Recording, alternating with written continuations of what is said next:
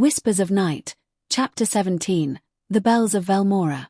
The bells would not stop ringing.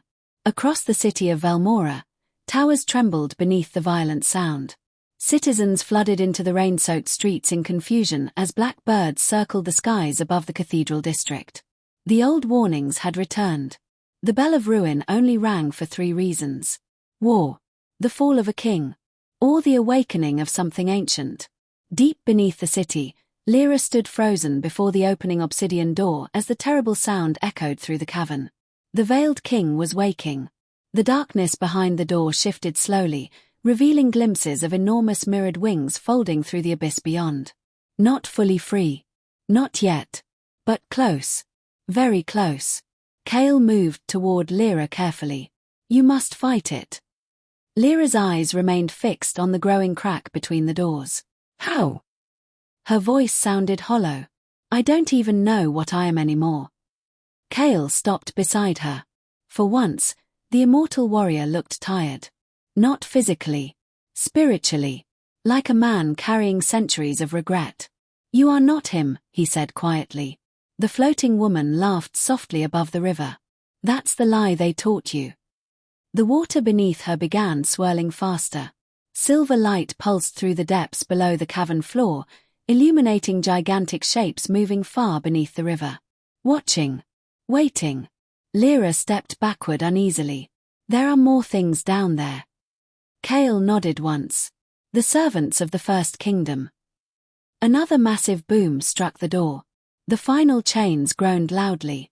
Cracks spread through the obsidian like veins. Lira looked at the woman again. If you're truly my mother, tell me your name. Silence filled the cavern. Then the woman answered softly. Seraphine. The name hit Lira like lightning.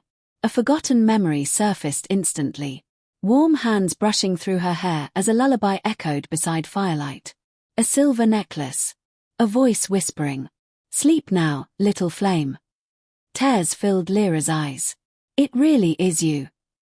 For the first time, the woman's expression softened completely. Yes.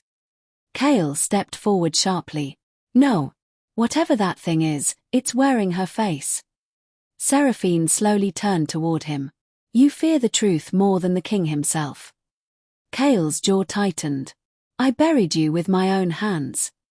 You buried a body. The cavern temperature dropped again. Frost spread across the stone.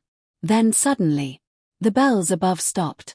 Instantly, dead silence followed. And that silence felt worse. Lira looked upward nervously. What happened? Kale's expression changed. Pure dread. He's listening now. The giant silver eye behind the door narrowed. Then slowly, the veiled king began pushing forward.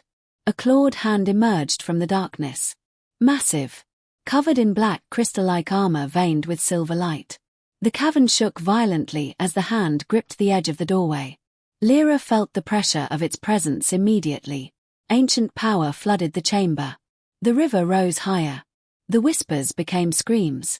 And all across the walls, the glowing symbols began dying one by one. The seal was failing. Kale lifted his blade. The runes etched into the weapon ignited with blue fire. If the door opens fully, he said quietly, Velmora dies tonight. Lira stared at him. Can we stop it? Kale hesitated. That hesitation terrified her more than the monster itself. Then, yes. But it will cost everything. Before Lira could answer, Seraphine suddenly screamed. Not in pain. Warning. Get down. The cavern exploded. A blast of black force erupted from the doorway, throwing Kale and Lira across the stone floor. The river surged upward like a tidal wave as the obsidian doors burst open another few feet.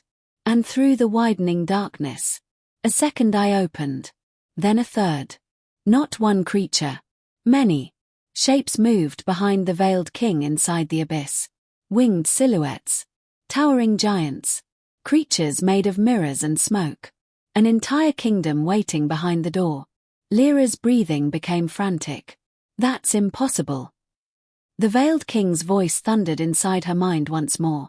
Open the gate completely. Bring my kingdom home.